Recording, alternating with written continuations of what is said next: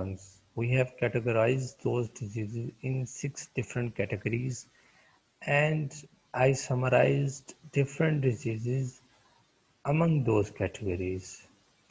From now on, we are going to discuss each disease individually in detail with symptoms, treatments, diagnosis, and all other relative information related to that disease.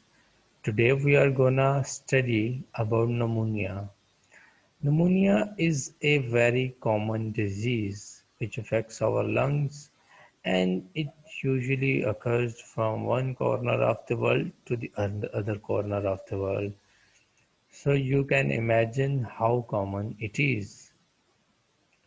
Today we are gonna discuss that which factors are involved in producing pneumonia and what are the symptoms from which you can identify that you are suffering from pneumonia, and then the diagnostic tests and then the treatment.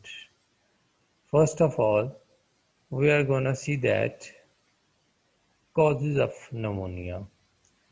Now, among the causes, there could be several things like it may be viruses or it may be bacteria.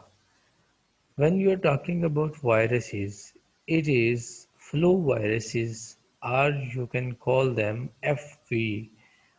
Then there is cold viruses, which is termed as CV. Also, there are some bacteria which cause the pneumonia disease. Here we are gonna study all these things in detail. I'm gonna tell you about all these things.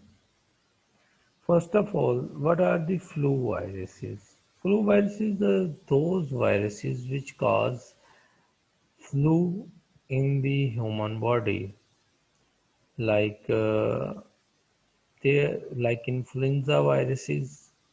These viruses are responsible for producing flu, like symptoms are flu. When there is a flu which has gone untreated, then it produces many abnormalities in the proper functioning of lungs. That abnormalities eventually lead to a serious condition which is termed as pneumonia. Then there are cold viruses. Cold viruses are also like influenza viruses, while their symptoms may differ from 1% to 10%.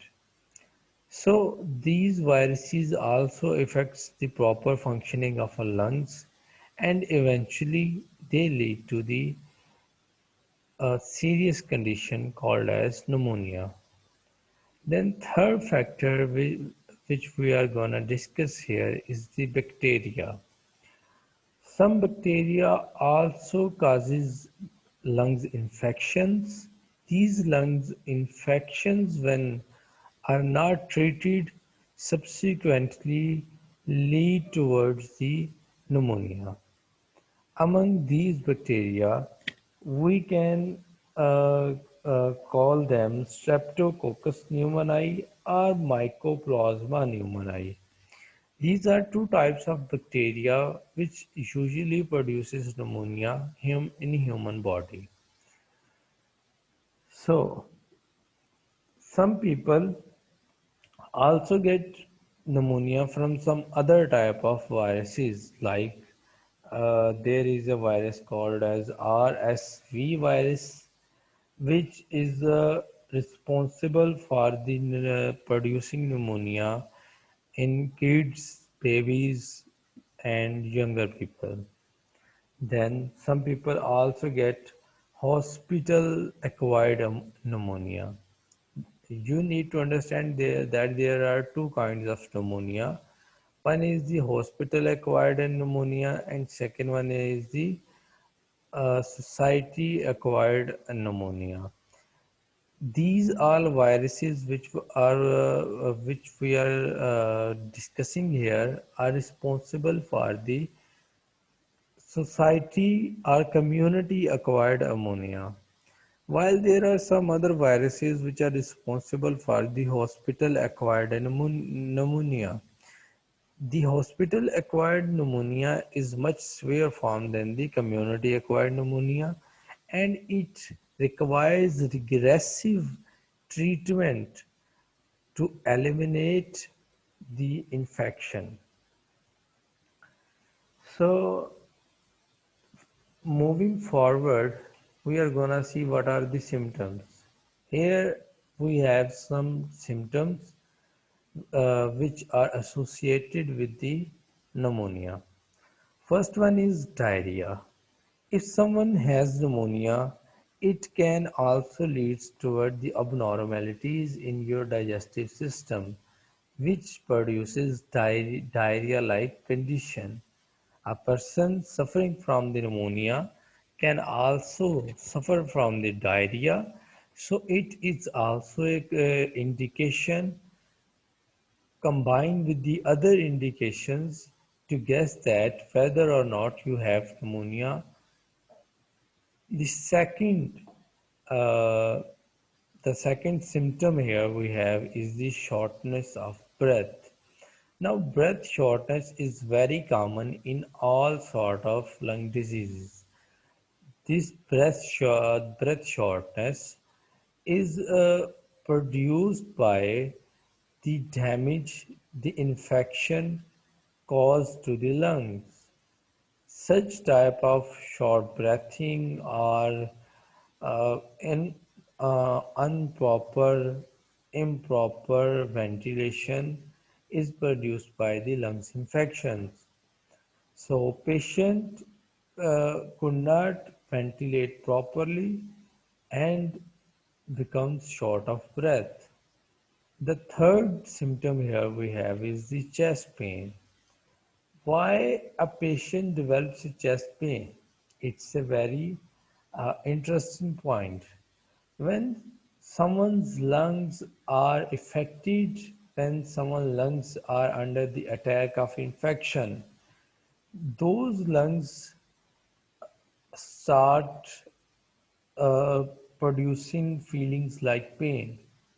So, as the lungs are situated in the chest cavity under the chest wall, so there is a high probability that from the pain of lungs you can feel the pain on your chest cavity or the chest wall. So it is also a very strong indication. Then we have fatigue.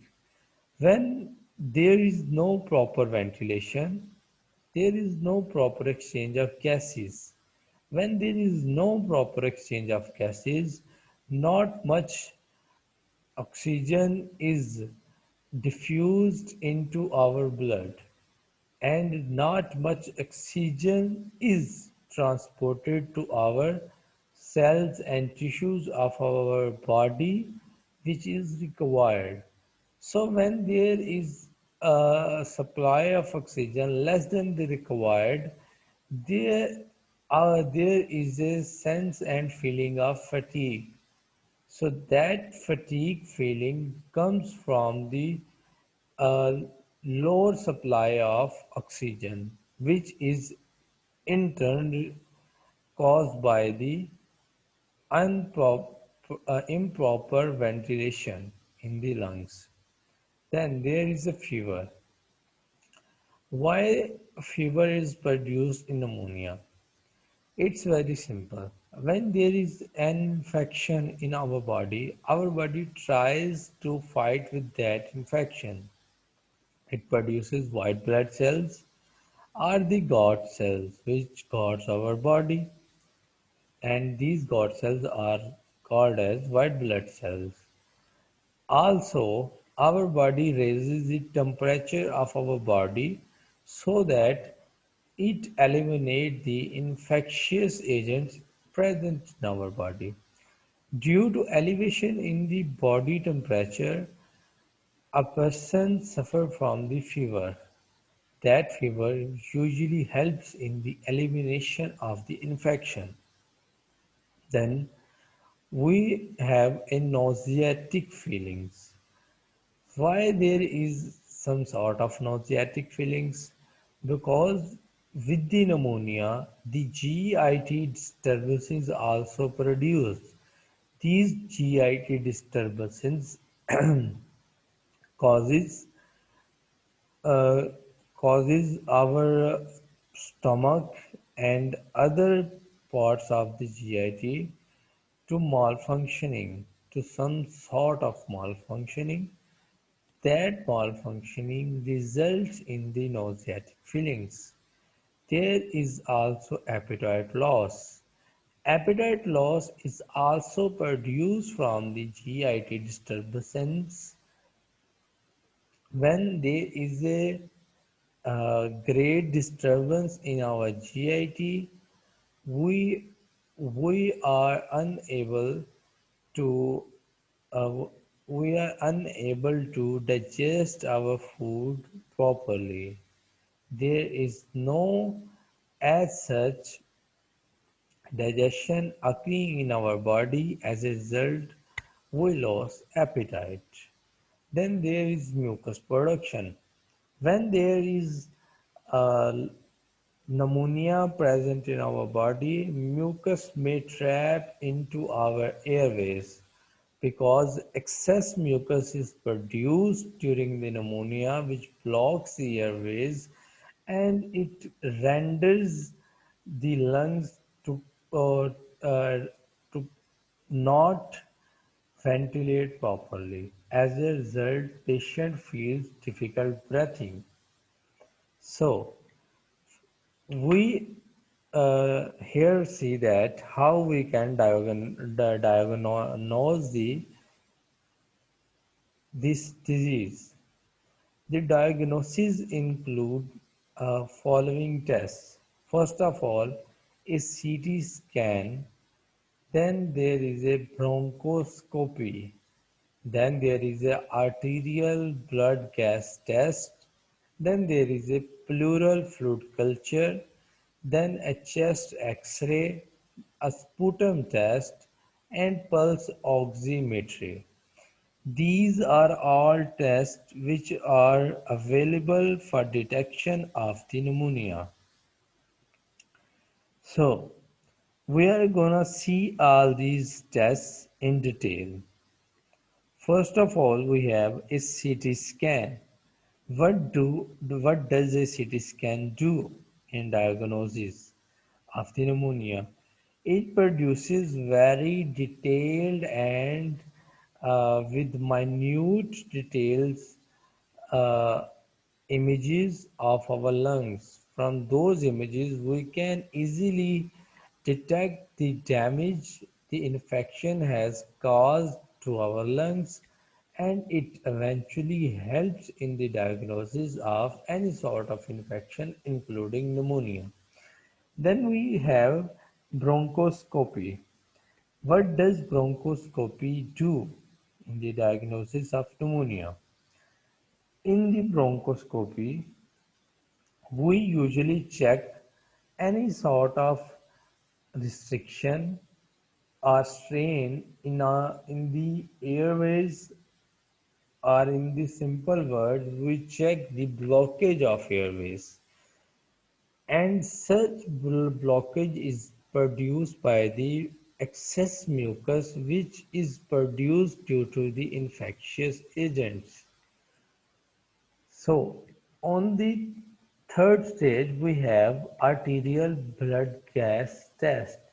In the arterial blood gas test, we usually determine that how much oxygen is present in our arterial blood. When we determine that, we come to know that whether our lungs are performing their function properly or not. If the arterial blood gas test comes out to be normal, it means that our lungs are performing their functions and duties normally. and there is a proper ventilation and proper exchange of gases. So, when there is no uh, proper oxygen present in our blood, the arterial blood gas test comes out to be the negative. Uh, in such case, we come to know that our lungs are not performing their functions properly. There is not proper exchange of gases, and we determine that there is some sort of abnormality or infection in our lungs, and we determine what kind of damage it has produced to our lungs. Then we have pleural fluid culture. In the pleural fluid culture, we obtain small amount of pleural fluid. Then we,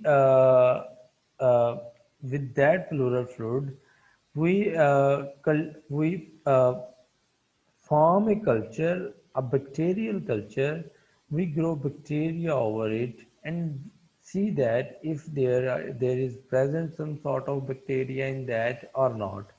If there is some sort of bacteria present, we separate those bacteria, identify them, and find that what kind of infection is going on in our lungs. Then there is a chest X-ray. From the chest X-ray, we get an image of our lungs. From that image, a doctor can establish that if our lungs have undergone some sort of damage or not. Then there is this sputum test. We analyze the sputum, the composition of sputum. If we analyze the composition of sputum and there are present some sort of infectious agents, we grow them, we make a culture of them, then we separate them, then we identify them. This is all about the sputum test. In such way, we establish that patient has some sort of bacterial or viral infection or not. Then there is pulse oximetry. Now, it is interesting to know that what is pulse oximetry. Pulse oximetry is also a method in which we determine the levels and the concentration of oxygen in our blood. If there is proper oxygen, proper levels of oxygen present in our blood, then we come to know that there is no as such damage or malfunctioning in our lungs. But if the pulse oximetry tells us that there is not proper oxygen present in our lungs, in our blood, so we establish that there is some sort of damage, injury, or